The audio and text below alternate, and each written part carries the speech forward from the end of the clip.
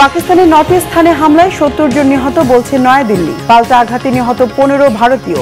৫টি যুদ্ধবিমান ভূপাতিতের দাবি ইসলামাবাদের। পাকিস্তানে ভারতের হামলা লজ্জাজনক বলেছেন ট্রাম্প। চীনের নিন্দা, দুদেশকে সর্বোচ্চ সংযম দেখানোর আহ্বান জাতিসংঘের। দুদেশের সংঘাতে বাংলাদেশের উদ্বেগ, ভারতীয়দের পুশ ইনকে অগ্রহণযোগ্য বললেন জাতীয় নিরাপত্তা উপদেষ্টা। দেশের সার্বভৌমত্ব রক্ষার ডাক আসিফ হাসনাতের। নির্বাচনের রোডম্যাপ ঘোষণার পরই দেশে ফিরবেন তারেক রহমান, জানিয়েছেন যুক্তরাজ্য বিএনপির সভাপতি। নিরাপত্তা ইস্যুকে সর্বোচ্চ গুরুত্ব দেওয়ার পরামর্শ বিশিষ্টজনদের। বিমানবন্দর নির্মাণে দুর্নীতির অভিযোগে সুধা সদনে চিঠি পাঠিয়ে শেখ হাসিনাকে আগামীকাল দুদকে তলব।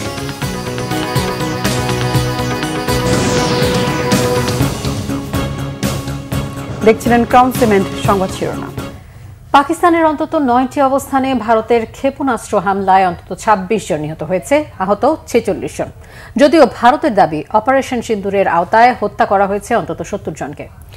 অন্যদিকে ভারতের ব্রিগেড সদর দপ্তরে ক্ষেপণাস্ত্র হামলা ও ৫টি যুদ্ধ বিমান ভূপাতিত করার দাবি করেছে পাকিস্তান। এছাড়া কাশ্মীরের নিয়ন্ত্রণ রেখায় গোলার আঘাতে নিহত হয়েছেন ভারতের অন্তত ১০ জন। বিস্তারিত মেহরাব হোসাইন খানের ডেস্ক রিপোর্টে। ভারত পাকিস্তান পাল্টাপাল্টি উস্কানিমূলক আচরণে এমন পরিণতির আশঙ্কাই ছিল জনমনে। এবার গুঞ্জনকে বাস্তবে রূপ দিয়ে বসল ভারত। এতে শুধু পাকিস্তানেরই ক্ষয়ক্ষতি আর প্রাণহানি হয়নি, পাল্টা হামলায় আক্রান্ত হয়েছে ভারতও। জম্মু কাশ্মীরের পেহেলগাঁওয়ে সন্ত্রাসী হামলার পর থেকেই দুদেশের হুমকি আর মহড়া সংঘর্ষের দিকে মোড় নেয়। বিশ্ব নেতারা আক্ষেপ প্রকাশ করে সর্বোচ্চ সংযমের আহ্বান জানালেও শুনবেন কি দুই দেশের রাষ্ট্রপ্রধান আর সামরিক কর্মকর্তারা? গত ২ সপ্তাহের গুরুতর আশঙ্কা সত্য করে স্থানীয় সময় মঙ্গলবার দিবাগত রাত ১টা ৪৪ দিকে পাকিস্তানে হামলা চালায় ভারত। অপারেশন সিঁদুরের আওতায় পাকিস্তানে ক্ষেপণাস্ত্র হামলায় স্থলন, নৌ, বিমান বাহিনী একযোগে অংশ নিয়েছে বলে জানিয়েছে ভারতের সেনা সদর। ভারতের পক্ষ থেকে দাবি করা হয়েছে, বেসামরিক মানুষের ক্ষয়ক্ষতি আমলে নিয়ে হামলার লক্ষ্যবস্তু ছিল মূলত তেহরিকি তালেবান পাকিস্তান সহ জঙ্গি ও সন্ত্রাসীদের ঘাঁটি। पाकिस्तान स्थित आतंकवादी समूहों के लिए कवर के रूप পহেলগাঁওয়ের ঘটনার জন্য ন্যায় বিচার আবশ্যক ছিল। ওই ঘটনার পরেও পাকিস্তান সন্ত্রাসবাদের বিরুদ্ধে কোনো পদক্ষেপ নেয়নি, বরং এর সঙ্গে জড়িত থাকার অভিযোগ অস্বীকার করছে। খবর ছিল ভারতের বিরুদ্ধে আগামী দিনেও হামলা হতে পারে, তাই এই প্রত্যাঘাত খুবই জরুরি ছিল। ভারত জবাব দেওয়ার অধিকার প্রয়োগ করেছে। इस संबंध में হামলার পরপরই এক্স হ্যান্ডেলে এক লাইনে সংক্ষিপ্ত প্রতিক্রিয়ায় বিশ্ব সম্প্রদায়ের প্রতি ইঙ্গিতপূর্ণ মন্তব্য করেছেন ভারতের পররাষ্ট্রমন্ত্রী এস জয়শঙ্কর। বলেছেন, সন্ত্রাসবাদের বিরুদ্ধে বিন্দুমাত্র ছাড় না দেওয়ার অবস্থান নেওয়া উচিত আন্তর্জাতিক সম্প্রদায়ের। बुज़दिल भारत ने पाकिस्तान पर बिला इश्तियाल জাহরিয়ত কি है। হামলা নিয়ে নয়াদিল্লির দাবি সঠিক নয় বলেছে ইসলামাবাদ। পাকিস্তানের পাঞ্জাবে জারি হয়েছে জরুরি অবস্থা। পাল্টা হামলায় ভারতের অন্তত ৫টি যুদ্ধবিমান ভূপাতিত করার দাবি করেছে পাকিস্তানের সেনা সদর। বলা হয়েছে, ভারতের ৩টি রাফাল, একটি সুখোই 30 আর একটি মিগ-29 ভূপাতিত করা হয়েছে। হামলা হয়েছে ভারতের একটি ব্রিগেড সদর দপ্তর আর নিয়ন্ত্রণ রেখার নিরাপত্তা চৌকিতে। সেনা সদরের দাবি, ভারত জঙ্গি অবস্থানে হামলার কথা বললেও ক্ষতিগ্রস্ত হয়েছে একাধিক মসজিদ সহ বেসামরিক স্থাপনা। আজাদ কাশ্মীরের মুজাফফরাবাদ ও পাঞ্জাবের কোটলি, ভাওয়ালপুর সহ একাধিক স্থানে হতাহতের মধ্যে নারী ও শিশু রয়েছে। একে স্পষ্ট আগ্রাসন আর জাতিসংঘ সনদের লঙ্ঘন বলেছে পাকিস্তানের পররাষ্ট্র দপ্তর। ভারতকে হুঁশিয়ারি দিয়ে বলা হয়েছে, পাকিস্তানের আত্মরক্ষায় যে কোনো পদক্ষেপ নেওয়ার অধিকার আছে। এই হামলাকে কাপুরুষোচিত বলে জাতীয় নিরাপত্তা পরিষদের জরুরি বৈঠক করেছেন পাকিস্তানের প্রধানমন্ত্রী শাহবাজ শরীফ। জনগণকে আশ্বস্ত করে এক্স হ্যান্ডেলে বলেছেন, বিনা উস্কানিতে চালানো ভারতের এই হামলার যথাযথ জবাব দেয়া হচ্ছে। দেশবাসী পাকিস্তান সেনাবাহিনীর সাথে আছে। পাল্টাপাল্টি হামলার সরাসরি প্রভাব পড়েছে ভারতের আকাশ ব্যবহার করা দেশি বিদেশি বিমান পরিবহন সংস্থাগুলোর উপর। জম্মু, শ্রীনগর, লেহ, যোধপুর, অমৃতসর, ভুজ, জামনগর, চণ্ডীগড় আর রাজকোটে বিমানের ওঠানামা বন্ধ করে ফ্লাইটগুলোকে ঘুরিয়ে দেওয়া হয়েছে। যাত্রী ভোগান্তির জন্য আগেভাগেই নোটিশ দিয়েছে স্পাইসজেট, ইন্ডিগোর মতো একাধিক বিমান পরিবহন সংস্থা। মেহরাব হোসাইন খান, বাংলা ভিশন, নিউজ ডেস্ক। পাল্টাপাল্টি প্রাণঘাতী হামলার জেরে ভারত পাকিস্তানকে সর্বোচ্চ সংযম দেখানোর আহ্বান জানিয়েছে জাতিসংঘ, আর পাকিস্তানের পক্ষে বিবৃতি দিয়েছে যুক্তরাষ্ট্র, চীন ও তুরস্ক।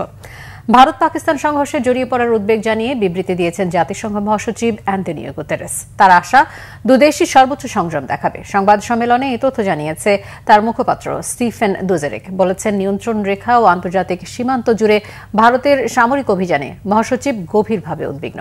এদিকে পাকিস্তানে ভারতের হামলাকে লজ্জাজনক বলেছেন মার্কিন প্রেসিডেন্ট ডোনাল্ড ট্রাম্প। দ্রুততম সময়ে এই সহিংসতা থামবে বলে আশা প্রকাশ করেন তিনি। পাকিস্তানের পক্ষ নিয়ে বিবৃতি দিয়েছে চীনের পররাষ্ট্র মন্ত্রণালয়।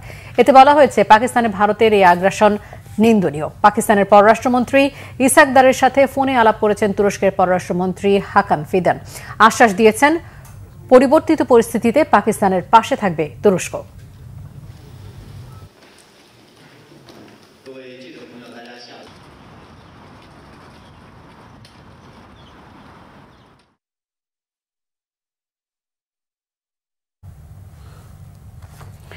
ভারত পাকিস্তান সংঘাতের মধ্যেই ভারতীয় সীমান্তরক্ষী বাহিনী বিএসএফ ৭২ ভারতীয়কে জোর করে খাগড়াছড়ির বিভিন্ন সীমান্ত পয়েন্টে পাঠিয়েছে। এরা সকলেই ভারতের গুজরাটের বাসিন্দা ও মুসলিম বলে জানা গেছে। ঠাকুরগাঁও সীমান্তে ভারতীয় ভূখণ্ড ৪ বাংলাদেশিকে আটক করেছে বিএসএফ। খাগড়াছড়ি ও ঠাকুরগাঁও প্রতিনিধির পাঠানো তথ্য ও ছবিতে রিপোর্ট। বুধবার ভোর 4:30 থেকে 6:30টার মধ্যে খাগড়াছড়ির মাটিরাঙ্গা উপজেলার গোমতী ইউনিয়নের শান্তিপুর, তাইদং ও লোগাং ইউনিয়নের রূপসেনপাড়া সীমান্ত দিয়ে ভারতীয় সীমান্তরক্ষী বাহিনী বিএসএফ জোর করে ওই ভারতীয়দের বাংলাদেশে পাঠায়। খবর পেয়ে বিজিবি তাদের আটক করে। আটকরা জানায়, তারা ভারতের গুজরাটের বাসিন্দা। তাদের এক কাপড়ে আটক করে বিমানে করে ভারতের দক্ষিণ ত্রিপুরা রাজ্যে নেওয়া হয়। বুধবার ভোরে সীমান্তে এনে জোর করে বাংলাদেশে পাঠিয়ে দেওয়া হয়। স্থানীয়রা জানায়, তারা সবাই ক্ষুধার্ত ছিলেন, এজন্য অনুপ্রবেশকারীদের খাবার ব্যবস্থা করেন তারা। সপ্তমগুলা উশিয়ার দেখছিতে ওইদিকে কতগুলা লোক আসছে। 27 জন মুসলমান ভারতের থেকে বার করে বর্ডার পার করে আমাদের বাংলাদেশে দিচ্ছে। আমার বাড়িতে ফাঁসে বাড়ি, আমি দৌড়ে আসি, দেখি দিয়ে মহিলা এগুলো এনে মারি মারিতে পড়ে রয়েছে। পড়া থাকার পর দিয়ে আমরা সবাই সাইডের দিকে এসে ওই কাপড় সহ একটু উন্না দিয়ে দিচ্ছি। এবার দোকান থেকে নিয়ে সনাচুর, বিস্কুট, মুড়ি এগুলো খাওয়াইছি। পরে আবার দুপুরে খানার একটা আয়োজন করছি, আমার পক্ষ থেকে আমি খাওয়াইছি। তো পরে বিজিবি আসছে, বিজিবি আসার পরে এদেরকে একটা হেদের দায়িত্বে নিয়ে গেছে। বলতেছে যে আরো ইন্ডিয়া নাকি আরো 17 গাড়ি স্টক করে রাখছে মুসলমান, ওগুলো বাংলাদেশে পাচার করবে। খাগড়াছড়ির ভারপ্রাপ্ত জেলা প্রশাসক নাজমুন আরা সুলতানা জানান, অনুপ্রবেশকারী ভারতীয় নাগরিকদের আটক করে বিজিবির তত্ত্বাবধানে রাখা হয়েছে। সীমান্তে সতর্কতামূলক ব্যবস্থা নেওয়া হয়েছে। সর্বমোট 66 জন ভারতীয় নাগরিককে বাংলাদেশে অনুপ্রবেশ করানো হয়েছে। তো বিজিবি বিষয়টা দেখভাল করছে। তারা সকলেই এখন বিজিবির আওতায় আছে এবং বিজিবির সাথে আমাদের স্থানীয় প্রশাসন, ইওনো, ওসি তারা যোগাযোগ রাখছে। তাদের অন্যান্য বিষয় যেখানে বিজিবির সহায়তা প্রয়োজন, প্রশাসন সার্বিক সহায়তা প্রদান করছে এবং স্থানীয় জনগণকে ওই বিষয়ে সতর্ক করা হয়েছে এবং আমরা চাচ্ছি যত দ্রুত সম্ভব তাদেরকে যেন পুশব্যাক করা হয়। এদিকে সীমান্ত সূত্রে জানা গেছে, আরও অন্তত 17টি গাড়ি ভারতীয় নাগরিককে বাংলাদেশে পাঠানোর জন্য জড়ো করেছে বিএসএফ। অন্যদিকে ঠাকুরগাঁওয়ের জগদল সীমান্তের বিপরীত দিকে ভারতের অভ্যন্তরে বুধবার ভোর 5:30টার দিকে 4 বাংলাদেশিকে আটক করেছে বিএসএফ। বিষয়টি নিশ্চিত করেছেন ঠাকুরগাঁও 50 বিজিবি ব্যাটালিয়নের অধিনায়ক লেফটেন্যান্ট কর্নেল মোহাম্মদ তানজির আহমদ। এরা সবাই বালিয়াডাঙ্গি উপজেলার বাসিন্দা বলে জানান তিনি। বিজিবি পতাকা বৈঠকের মাধ্যমে বিষয়টি সমাধানের চেষ্টা করছে বলে জানান তিনি। Bangla vision news desk. Bharat পাকিস্তানের মধ্যে চলমান যুদ্ধ পরিস্থিতি বাংলাদেশ সরকার নিবিড়ভাবে পর্যবেক্ষণ করছে বলে জানিয়েছেন নিরাপত্তা উপদেষ্টা ডক্টর খলিলুর রহমান। ভারত থেকে অর্ধশতাধিক ব্যক্তিকে বাংলাদেশে পুশিন করার বিষয়ে তিনি বলেন, জবরদস্তি না পাঠিয়ে বাংলাদেশের নাগরিক হলে যথাযথ প্রক্রিয়ায় পাঠাতে পারে ভারত। রিপোর্ট করছেন ইমরুল কায়েস। সব জল্পনা কল্পনা শেষে ভারত পাকিস্তান পাল্টাপাল্টি আক্রমণ করেছে একে অপরের ভূখণ্ডে। আশঙ্কা রয়েছে সংঘাত আরও বড় হওয়ার। তবে প্রতিবেশী দুই দেশের মধ্যে কোনো সংঘাত দেখতে চায় না বাংলাদেশ। বুধবার এক বিবৃতিতে এমনটি জানিয়েছে পররাষ্ট্র মন্ত্রণালয়। পরে জাতীয় নিরাপত্তা উপদেষ্টা ডক্টর খলিলুর রহমান বিবৃতিটি গণমাধ্যমের সামনে তুলে ধরেন। বাংলাদেশ সরকার ভারত ও পাকিস্তানের পরিবর্তনশীল পরিস্থিতি নিবিড়ভাবে পর্যবেক্ষণ করছে। বাংলাদেশ পরিস্থিতি নিয়ে গভীর উদ্বেগ প্রকাশ করে এবং উভয় দেশকে শান্ত থাকার, সংযত থাকার এবং পরিস্থিতি আরও খারাপ করতে পারে এমন কোনো পদক্ষেপ নেওয়া থেকে বিরত রাখার আহ্বান জানাচ্ছে। আঞ্চলিক শান্তি, সমৃদ্ধি ও স্থিতিশীলতার চেতনায় বাংলাদেশ আশাবাদী যে কূটনৈতিক প্রচেষ্টার মাধ্যমে উত্তেজনা প্রশমিত হবে এবং শেষ পর্যন্ত এই অঞ্চলের জনগণের কল্যাণে শান্তি বিরাজ করবে। ভারত থেকে খাগড়াছড়ি ও কুড়িগ্রাম সীমান্ত দিয়ে জোর করে পুশিনের বিষয়টি গ্রহণযোগ্য নয় বলে জানান তিনি। আমরা প্রতিটি কেস আলাদা আলাদা করে নিরীক্ষণ করছি এবং আমাদের সিদ্ধান্ত হচ্ছে আমরা কেবল আমাদের দেশের নাগরিক যদি কেউ থাকেন এবং তা প্রমাণিত হয় তাহলে তাদেরকে আমরা গ্রহণ করব এবং এটা ফর্মাল চ্যানেলে করতে হবে। এভাবে পুশ ইন করাটা সঠিক নয়। আমরা ইতিমধ্যেই ভারত সরকারের সঙ্গে যোগাযোগের চেষ্টা করছি এই বিষয়ে। এর আগে পররাষ্ট্র মন্ত্রণালয়ে তথ্য উপদেষ্টা মাহফুজ আলম, শিল্প উপদেষ্টা আদিলুর রহমান, জাতীয় নিরাপত্তা উপদেষ্টা খলিল রহমানের সাথে বৈঠক করেন পররাষ্ট্র উপদেষ্টা তৌহিদ হোসেন। ইমরুল কায়েস, বাংলা ভিশন, ঢাকা। অন্যদিকে সার্বভৌমত্ব রক্ষার ডাক দিলেন বাংলাদেশে জুলাই আগস্টে গণঅভ্যুত্থানে নেতৃত্ব দেয়া বৈষম্য বিরোধী ছাত্র আন্দোলনের সাবেক দুই সমন্বয়ক আসিফ মাহমুদ সজীব ভুইয়া ও হাসনাত আব্দুল্লাহ। নিজেদের ভেরিফাইড ফেসবুক পেজে আজ তারা এই আহ্বান জানান। অন্তর্বর্তীকালীন সরকারের যুব ও ক্রীড়া উপদেষ্টার দায়িত্বে থাকা আসিফ মাহমুদ সজীব ভুইয়া তার স্ট্যাটাসে লিখেছেন, সার্বভৌমত্ব রক্ষায় প্রয়োজন শক্তিশালী জাতীয় ঐক্য ও সংহতি। প্রায় একই সময়ে জাতীয় নাগরিক পার্টি এনসিপির নেতা হাসনাত আব্দুল্লাহ তার ফেসবুক পেজে লেখেন, জাতীয় নিরাপত্তা ও সার্বভৌমত্ব রক্ষায় সবাই ঐক্যবদ্ধ থাকুন। ৩,৭৫৬ কোটি টাকার ৯ প্রকল্পের অনুমোদন দিয়েছে জাতীয় অর্থনৈতিক পরিষদের নির্বাহী কমিটি একনেক। বুধবার আগারগাঁও পরিকল্পনা কমিশনের প্রধান উপদেষ্টা অধ্যাপক মোহাম্মদ ইউনূসের সভাপতিত্বে অনুষ্ঠিত বৈঠকে এই অনুমোদন দেওয়া হয়। এর মধ্যে সরকারি অর্থায়ন ২,৭৯৮ কোটি টাকা, প্রকল্প ঋণ প্রায় ৮১৩ কোটি টাকা এবং সংস্থার নিজস্ব অর্থায়ন ১৪৫ কোটি টাকা। দেশব্যাপী নারী শিশুদের প্রতি সহিংসতা বন্ধে একটি প্রকল্পের অনুমোদন দিয়েছে একনেক। অনুমোদিত অন্যান্য গুরুত্বপূর্ণ প্রকল্পগুলোর মধ্যে রয়েছে রবীন্দ্র বিশ্ববিদ্যালয় বাংলাদেশ স্থাপন, ঝিনাইদহ যশোর মহাসড়ক উন্নয়ন প্রকল্প, নারায়ণগঞ্জের খানপুরে অভ্যন্তরীণ কন্টেইনার এবং বাল্ক টার্মিনাল নির্মাণ।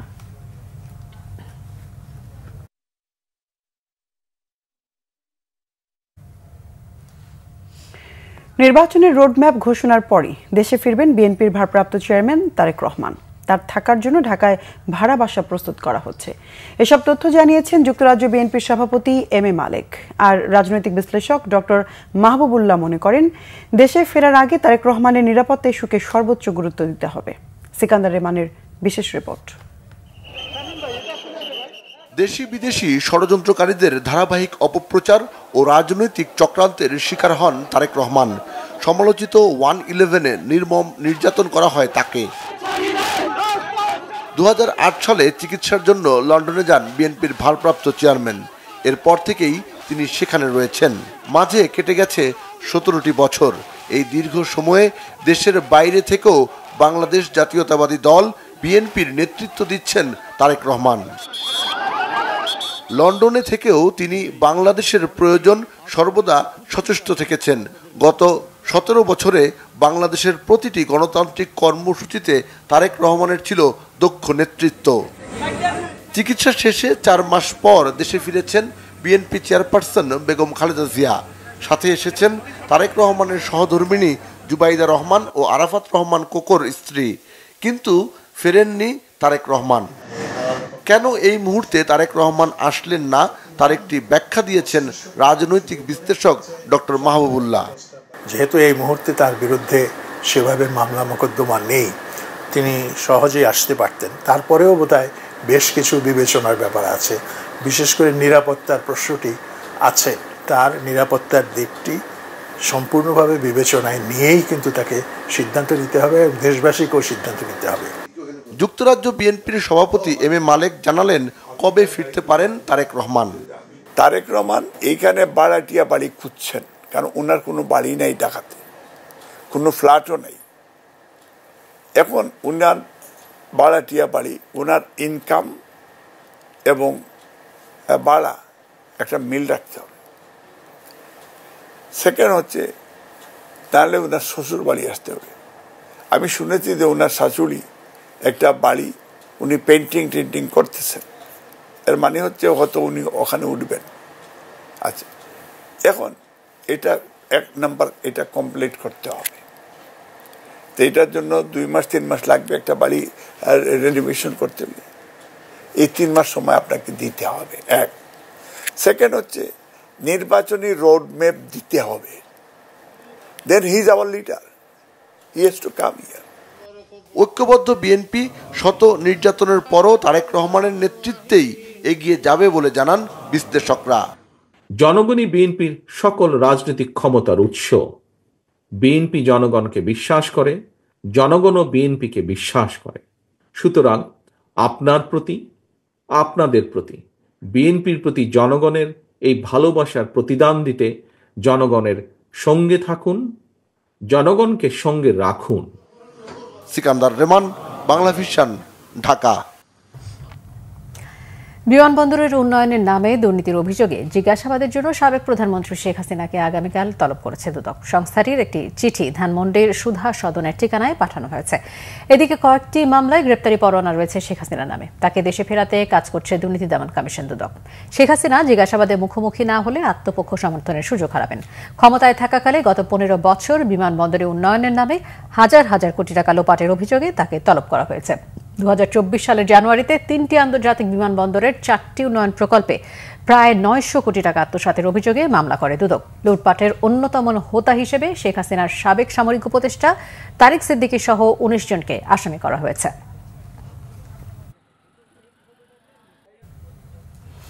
শিল্পে গ্যাস সরবরাহ নিশ্চিতে এলএনজি আমদানি ও তেল ভিত্তিক বিদ্যুৎ উৎপাদন বাড়ানো হবে। সচিবালয়ে এক ব্রিফিংয়ে একথা জানিয়েছেন বিদ্যুৎ ও জ্বালানি উপদেষ্টা ফাউজুল কবির খান। সরকারের পদক্ষেপে গ্যাসের সংকট দূর হবে বলে আশা ব্যবসায়ীদের। রিপোর্ট রিশান নাসরুল্লাহর। ধারাবাহিক গ্যাস সংকটে চরম ভোগান্তিতে দেশের উৎপাদন শিল্প। গ্যাসের সরবরাহ ও চাপ কম থাকায় এরই মধ্যে বন্ধ হয়েছে অনেক কলকারখানা। গ্যাস সংকট সমাধানে বুধবার সচিবালয়ে জ্বালানি বিভাগের সাথে বৈঠকে বসেন ব্যবসায়ীরা। পরে জ্বালানি উপদেষ্টা জানান, শিল্প খাতে উৎপাদনের গতি ধরে রাখতে দ্রুত সময়ের মধ্যে 250 মিলিয়ন ঘনফুট গ্যাসের সরবরাহ বাড়ানো হবে। কতগুলো সিদ্ধান্ত নিয়েছি। প্রথম সিদ্ধান্ত হচ্ছে যে রমজান উপলক্ষে যে 1200 মেগাওয়াট দেওয়া হতো, সেখান থেকে আমরা 150 মেগাওয়াট ইয়েতে আমরা বিদ্যুতের পরিবর্তে আমরা শিল্পে দেব। মে থেকে অগাস্ট এই 4 মাস আমরা 4টা এক্সট্রা এলএনজি কার্গো আনবো এবং এর ফলে আরও 100 মেগাওয়াট এমএমসিএফডি গ্যাস। সুতরাং সর্বমোট শিল্পে বরাদ্দ 250 এমএমসিএফডি বাড়বে। বিদ্যুতের বাড়বে, তখন এটার জন্য আমরা ওই যে লিকুইড ফুয়েল বেসড ইয়েগুলো চালাবো। এগুলো এখন আমরা চালাচ্ছি, কিন্তু সে পরিমাণে চালাচ্ছি না। তখন আমরা একটু হয়তো বেশি পরিমাণে চালাবো। আমাদের তো একটা ঘাটতি হবে 11,000 কোটি টাকার মতো এটা আনার ফলে। তো এখন কিন্তু এই যেটা শিল্পের যে উৎপাদন যে যদি ব্যাহত হয়, সেটার দাম তো আরও অনেক বেশি। তো সুতরাং এই জন্য আমরা একটা ব্যালেন্স করে এটা আমরা চেষ্টা করব। এই সময় গ্যাস সরবরাহ নিয়ে সরকারের প্রতিশ্রুতিতে সন্তোষ প্রকাশ করেন ব্যবসায়ীরা। সমস্যাগুলো মাননীয় অ্যাডভাইজার সাহেবকে আমরা টাইম টু টাইম জানিয়েছি, পেট্রোবাংলাকে জানিয়েছি, তিতাসকে জানিয়েছি, তারা জানেন এবং উনি যে আজকে সমাধান দিয়েছেন আমরা সন্তুষ্ট এবং উনি ব্যাকআপ প্ল্যানও যেটা দিয়েছেন সেটা উনি বলেছেন। আমি মনে করি এটা যদি কন্টিনিউ করে সমস্যার সমাধান হবে। দীর্ঘমেয়াদে গ্যাসের সংকট সমাধানে স্থলভাগে গ্যাস অনুসন্ধানে দরপত্র আহ্বান করার কথাও জানান জ্বালানি উপদেষ্টা। বলেন, দেশীয় প্রতিষ্ঠানের সাথে বিদেশি প্রতিষ্ঠানকে গ্যাস অনুসন্ধানে আমন্ত্রণ জানানো হবে। রিশান নাসরুল্লাহ, বাংলাভিশন, ঢাকা। অর্থ উপদেষ্টা ডক্টর সালেউদ্দিন আহমেদ জানিয়েছেন, বাংলাদেশকে সহজ শর্তে বড় অঙ্কের বাজেট সহায়তা দিতে রাজি হয়েছে এশিয়ান ডেভেলপমেন্ট ব্যাংক এডিবি। কৃষি, যোগাযোগ, প্রাকৃতিক বনাঞ্চল ও প্রযুক্তি খাতে সহায়তা বাড়ানোর আশ্বাসের কথাও জানান উপদেষ্টা। ইতালির মিলান থেকে জানাচ্ছেন Mohibullah Mohib. Asian development bank এডিবির 58তম বোর্ড অব গভর্নর্স সম্মেলনের আয়োজক দেশ ইতালি। মিলান নগরীর কনভেনশন সেন্টারে আয়োজিত 4 দিন ব্যাপী সম্মেলন শেষ হয়েছে 68টি দেশের 5000 ডেলিগেটদের অংশগ্রহণে। অভিজ্ঞতা বিনিময় এবং ভবিষ্যৎ বিনির্মাণ প্রতিপাদ্যে আয়োজিত সম্মেলনে বক্তব্য রাখেন বিভিন্ন দেশের অর্থমন্ত্রী ও কূটনৈতিকরা। সম্মেলনের পাশাপাশি বিভিন্ন দেশের প্রতিনিধিদের সাথে দ্বিপক্ষীয় বৈঠকে ব্যস্ত সময় পার করেন অর্থ উপদেষ্টা ডক্টর সালেউদ্দিন আহমেদের নেতৃত্বে বাংলাদেশের প্রতিনিধি দলের সদস্যরা। অর্থ উপদেষ্টা জানান, এবারের বাজেটে বড় ধরনের সহায়তার আশ্বাস দিয়েছে এডিবি। বাজেট সাপোর্ট নিয়ে অত আলাপ হয়েছে। বাজেট সাপোর্ট ওরা বলছে যে বাজেট সাপোর্ট আমরা একসাথে IMF অন্যান্যের সাথে একসাথে দেব। বাংলাদেশের ব্যাংকিং খাত এনবিআর ডিজিটালাইজেশন সহ সহজ শর্তে ঋণের জন্য এডিবিকে প্রস্তাব দিয়েছে Bangladesh. Digitalization, more loan at a soft rate, concessional rate, তারপরে আমাদের ভালনারেবিলিটি, ডিজাস্টার ম্যানেজমেন্ট, ক্লাইমেট, সেটা একটা সবচেয়ে বড় জিনিস। ওদের একটা বিরাট ওদের ওখানে ফান্ড দিচ্ছে, যেখানে ওয়ার্ল্ড ব্যাংকও থাকবে। আর আমরা আর বলছি যে আপনার টেকনিক্যাল কোঅপারেশন, ডিজিটালাইজেশন, এগুলির জন্য ব্যাপার। সার্বিকভাবে এডিবির সাথে যে কথাগুলি হচ্ছে আমাদের এগোচ্ছে এবং আমরা এক্সপেক্ট করছি আমাদের কতগুলো অর্থায়ন হয়তো জুন জুলাইয়ের দিকে হবে, একটা লেটেস্ট হয়তো সেপ্টেম্বর হয়তো যেতে পারে, বাট এগুলি সব মিলে কিন্তু একটা বড় একটা অঙ্কের। বাংলাদেশের গুরুত্বপূর্ণ ডেভেলপমেন্ট পার্টনার হিসেবে বাজেট সহায়তার পাশাপাশি গুরুত্বপূর্ণ প্রকল্পে বিনিয়োগের আশ্বাসের কথাও জানান অর্থ উপদেষ্টা। সার্বিকভাবে এডিবি কিন্তু কোয়াইট আমাদের প্রতি কোয়াইট ফেভারেবল, এবং ওদের যেটা আমি বললাম যে কিছু লোন টার্ম নিয়ে অর্ডিনারি মানে আমরা রেট অফ ইন্টারেস্ট নিয়ে কিছু কথাবার্তা বলেছি, অর্থাৎ আমি মনে করি ভেরি সাকসেসফুল ওয়ান। বাংলাদেশের আর্থসামাজিক উন্নয়নের পাশাপাশি খাদ্য নিরাপত্তায় সবাই মিলে একসাথে কাজ করার উপর গুরুত্ব উঠে আসে এডিবির বার্ষিক সম্মেলনে। বিশ্বের প্রায় 68টি দেশের গভর্নরদের অংশগ্রহণে শেষ হলো 4 দিনের এশিয়ান ডেভেলপমেন্ট ব্যাংক এডিবির বার্ষিক সম্মেলন। এবারের সম্মেলনে জলবায়ু পরিবর্তনের ঝুঁকি মোকাবেলা, কৃষি খাত এবং যোগাযোগ খাত সহ অন্যান্য বেশ কয়েকটি খাতে সহজ শর্তে এডিবির ঋণ সহায়তা কামনা করেছে বাংলাদেশ। বাংলাদেশের অর্থ উপদেষ্টা ডক্টর সালেউদ্দিন আহমেদ জানিয়েছেন, অন্যান্য বছরের তুলনায় এবার অত্যন্ত ফলপ্রসূ হয়েছে বাংলাদেশের অংশগ্রহণ। Muhibullah Muhib, Bangla vision, Milan, Italy. সংস্কার প্রস্তাবের বেশ কিছু বিষয়ে আগে দ্বিমত থাকলেও জাতীয় ঐক্যমত্য কমিশনের সাথে এবারের আলোচনার পর প্রায় সব বিষয়েই একমত পোষণ করেছে জাতীয় নাগরিক ঐক্য। আর ঐক্যমত্য কমিশন জানিয়েছে, রাজনৈতিক দলগুলোর নিজস্ব আদর্শ থাকবে, কিন্তু জাতীয় স্বার্থে মৌলিক জায়গায় সবাই একমত হতে হবে। ওবায়দুল্লাহ মামুনের রিপোর্ট। নির্বাচন কমিশন, সংবিধান ও বিচার বিভাগ সহ রাষ্ট্রের গুরুত্বপূর্ণ সব খাতে সংস্কারে রাজনৈতিক দলগুলোর মতামতের ভিত্তিতে গঠিত হবে জাতীয় সনদ। তারই ধারাবাহিকতায় রাজনৈতিক দলগুলোর সঙ্গে আলোচনা করছে জাতীয় ঐক্যমত্য কমিশন। বুধবার জাতীয় সংসদের এলডি হলে জাতীয় ঐক্যমত্য কমিশনের সাথে আলোচনায় বসে নাগরিক ঐক্য। আলোচনা শুরুতে বক্তব্য রাখেন ঐক্যমত্য কমিশনের সহসভাপতি ডক্টর আলী রিয়াজ। বলেন, জাতীয় ঐক্য তৈরিতে রাজনৈতিক দলগুলোকে এগিয়ে আসতে হবে। প্রত্যেকটি রাজনৈতিক দলের আলাদা অবস্থান অবশ্যই থাকবে, কিন্তু তার পাশাপাশি যেটা দরকার, আমাদেরকে সকলকেই একটা কতগুলো মৌলিক জায়গায় আমাদেরকে একমত হতে হবে। তার জন্য নিঃসন্দেহে রাজনৈতিক দলগুলোর থেকে আমরা আশা করছি যে প্রত্যেকেই কিছু কিছু ছাড় দেবেন, দিয়ে এক জায়গায় আসা যাবে। কমিশনের সাথে 2 ঘন্টা আলোচনা শেষে নিজেদের সংস্কার প্রস্তাব বিষয়ে কথা বলে নাগরিক ঐক্য। প্রথম দফায় আলোচনার বেশ কিছু বিষয়ে মতপার্থক্য থাকলেও এখন অধিকাংশ বিষয়ে ঐক্যমতে পৌঁছেছে নাগরিক ঐক্য। গত আলোচনার পরে আমরা 118টি বিষয়ে একমত পোষণ করেছি। 38টি বিষয়ে আমরা দ্বিমত করলেও আজকের এই আলোচনার মধ্য দিয়ে আমাদের মত পার্থক্য অনেকখানি নিরসন হয়েছে। নির্বাচন ব্যবস্থা সংস্কার কমিশনের যে প্রস্তাবনা, সেখানে দ্বিকক্ষবিষ্ট পার্লামেন্টের ক্ষেত্রে তাদের যে প্রস্তাব ছিল যে 50% মানে 100 জনের মধ্যে, উচ্চকক্ষের 100 জনের মধ্যে 50% সিভিল সোসাইটি থেকে আর 50% রাজনৈতিক দলগুলোর ভেতর থেকে আসবে। আমরা এই জায়গাতে একমত হতে পারিনি। এছাড়া দ্বিকক্ষ বিশিষ্ট পার্লামেন্টের বিষয়েও একমত তারা, তবে আনুপাতিক হারে সংসদ সদস্য নির্বাচনের বিষয়টি প্রত্যাখ্যান করেছে নাগরিক ঐক্য। ওবায়দুল্লাহ মামুন, বাংলা ভিশন, ঢাকা। বিচারের ক্ষেত্রে সকল পর্যায়ে বিকল্প হিসেবে শরিয়া আদালত স্থাপন করার দাবি জানিয়েছে ইসলামী আন্দোলন বাংলাদেশ। দলটি মনে করছে বাদীপক্ষ চাইলে যাতে শরিয়া আইনেও বিচার চাইতে পারেন।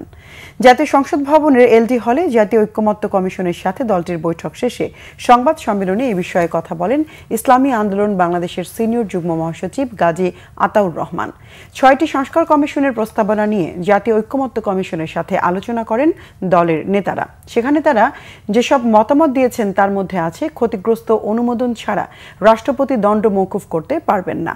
এছাড়া বহুত্ববাদ সংযোজন না করে আল্লাহর উপর আস্থা ও বিশ্বাস এটি বহাল রাখার পক্ষে ইসলামী আন্দোলন বাংলাদেশ। আরো কিছু খবর নিয়ে এবারে রয়েছে ডেস্ক রিপোর্ট। দেশে তালিকাভুক্ত প্রায় ১ লাখ থ্যালাসেমিয়া রোগীর বছরে চিকিৎসা ব্যয় ২,০০০ কোটি টাকা, আর ৪ লাখের বেশি থ্যালাসেমিয়া রোগীকে হিসেবে অন্তর্ভুক্ত করলে মোট ব্যয় দাঁড়ায় প্রায় ১০,০০০ কোটি টাকা। রাজধানীতে শিশু হাসপাতালে আন্তর্জাতিক থ্যালাসেমিয়া দিবস উপলক্ষে আয়োজিত অনুষ্ঠানে এ তথ্য জানান বাণিজ্য উপদেষ্টা শেখ বশিরউদ্দিন। তিনি আরও জানান, সামাজিক সচেতনতার মাধ্যমে থ্যালাসেমিয়ার ঝুঁকি কমানো সম্ভব। ঢাকা বিশ্ববিদ্যালয়ের আরব কালচার সেন্টারের আয়োজনে দেশীয় গাছে বিশ্ববিদ্যালয় সাজানোর আহ্বান নিয়ে শুরু হয়েছে বৃক্ষশুমারি। বুধবার সকালে বিশ্ববিদ্যালয়ের মল চত্বরে শুমারির কার্যক্রমের উদ্বোধন করেন উপাচার্য অধ্যাপক নিয়াজ আহমদ খান। এ সময় উপাচার্য বলেন, ব্রিটিশ আমল থেকে বিশ্ববিদ্যালয় ক্যাম্পাসে বৃক্ষের সমাহার, এগুলোকে পূর্ণাঙ্গ শুমারির আওতায় আনা জরুরি। পরিবেশের ভারসাম্য নষ্ট না করে উন্নয়ন কাজ চলবে বলে জানান তিনি। বর্ণাঢ্য আয়োজনে ইঞ্জিনিয়ার্স ইনস্টিটিউশন বাংলাদেশ আইইবি এর ৭৭তম প্রতিষ্ঠা বার্ষিকী পালিত হয়েছে। সকালে আইইবির সদর দপ্তরে পতাকা উত্তোলনের মাধ্যমে এই কর্মসূচির উদ্বোধন করেন প্রতিষ্ঠানটির প্রেসিডেন্ট প্রকৌশলী মোহাম্মদ রিয়াজুল ইসলাম রিজু। উপস্থিত ছিলেন আইইবির ভাইস প্রেসিডেন্ট প্রকৌশলী খান মঞ্জুর মোর্শেদ, প্রকৌশলী শেখ আল আমিন, প্রকৌশলী নিয়াজ উদ্দিন ভুইয়া, প্রকৌশলী এটিএম তানবির উল হাসান তমাল সহ অন্যরা। বায়ু দূষণ রোধে আরএফএল এর দুরন্ত বাইসাইকেলের মাসব্যাপী বিশুবায়ু ক্যাম্পেইন শুরু হয়েছে। রাজধানীর বাড্ডার প্রাণ সেন্টারে এই ক্যাম্পেইনের উদ্বোধন করেন আরএফএল গ্রুপের ব্যবস্থাপনা পরিচালক আর.এন. পাল। তিনি বলেন, বিষ বায়ু ক্যাম্পেইনের মাধ্যমে পরিবেশ রক্ষায় সকলের সক্রিয় অংশগ্রহণ নিশ্চিত করতে এমন উদ্যোগ। এই সময় উপস্থিত ছিলেন আরএফএল গ্রুপের প্রধান বিপণন কর্মকর্তা মোহাম্মদ আল্লামা মুর্শিদি মুনিম, দুরন্ত বাইসাইকেলের head of marketing Shariful Islam ও ব্র্যান্ড ম্যানেজার খন্দকার আরিফ হোসেন সহ কোম্পানির ঊর্ধ্বতন কর্মকর্তারা। ১০০ মেগাওয়াট সৌর বিদ্যুৎ প্লান্ট স্থাপনে রবি ফ্লো সোলার ও গ্রিন পাওয়ার এশিয়ার মধ্যে ত্রিপক্ষীয় চুক্তি সম্পন্ন হয়েছে। ঢাকায় রবির কর্পোরেট অফিসে এমওইউতে সই করেন রবি আজিয়াটা পিএলসির চিফ টেকনোলজি অফিসার পেরিহান এল হামি আহমেদ মেতাওয়ে, ফ্লো সোলারের প্রতিষ্ঠাতা মোস্তফা আজিম কাশেম খান, গ্রিন পাওয়ার এশিয়ার প্রেসিডেন্ট পিয়েরিক মরিয়ে। উপস্থিত ছিলেন ফ্রান্স দূতাবাসের head of economic department Julian দুয়ে, একে খান কোম্পানি লিমিটেডের চেয়ারম্যান সালাউদ্দিন কাশেম খান সহ কোম্পানির ঊর্ধ্বতন কর্মকর্তারা। বিএনপির রাষ্ট্র কাঠামো মেরামতের ৩১ দফা বাস্তবায়নে যুবদলের সভা হয়েছে সাভারে। বনগাঁও ইউনিয়ন যুবদলের আয়োজনে এতে প্রধান অতিথি হিসেবে উপস্থিত ছিলেন থানা যুবদলের সাবেক সাধারণ সম্পাদক হাজী শহীদুল ইসলাম। বিশেষ অতিথি হিসেবে উপস্থিত ছিলেন থানা যুবদলের সহ সভাপতি হেদায়েতুল্লাহ সাচ্চু। বিভিন্ন দাবিতে বাস মিনিবাস শ্রমিক ইউনিয়নের সংবাদ সম্মেলন হয়েছে নীলফামারীতে। বিকালে সৈয়দপুর কেন্দ্রীয় বাস টার্মিনালের জেলা কার্যালয়ে এতে লিখিত বক্তব্য দেন শ্রমিক ইউনিয়নের সাধারণ সম্পাদক Mohammad Ali. Bangla vision news desk. আমরা সংবাদ শেষ করব, তার আগে ক্রাউন সিমেন্ট শিরোনামগুলো জানিয়ে দিব আরো একবার। পাকিস্তানের 9টি স্থানে হামলায় 70 জন নিহত, বলেছে নয়াদিল্লি। পাল্টা আঘাতে নিহত 15 ভারতীয়, 5টি যুদ্ধ বিমান ভূপাতিতের দাবি ইসলামাবাদের। পাকিস্তানে ভারতের হামলা লজ্জাজনক, বলেছেন ট্রাম্প। চীনের নিন্দা, দুদেশের সর্বোচ্চ সংযম দেখানোর আহ্বান জাতিসংঘের। দুদেশের সংঘাতে বাংলাদেশের উদ্বেগ, ভারতীয়দের পুশিনকে অগ্রহণযোগ্য বললেন জাতীয় নিরাপত্তা উপদেষ্টা। দেশের সার্বভৌমত্ব রক্ষার ডাক আসিফ হাসনাতের। নির্বাচনের রোডম্যাপ ঘোষণার পরই দেশে ফিরবেন তারেক রহমান, জানিয়েছেন যুক্তরাজ্য বিএনপির সভাপতি। নিরাপত্তা ইস্যুকে সর্বোচ্চ গুরুত্ব দেওয়ার পরামর্শ বিশিষ্টজনদের। বিমানবন্দর নির্মাণে দুর্নীতির অভিযোগ, সুধা সদনে চিঠি পাঠিয়ে শেখ হাসিনাকে আগামীকাল দুদকে তলব।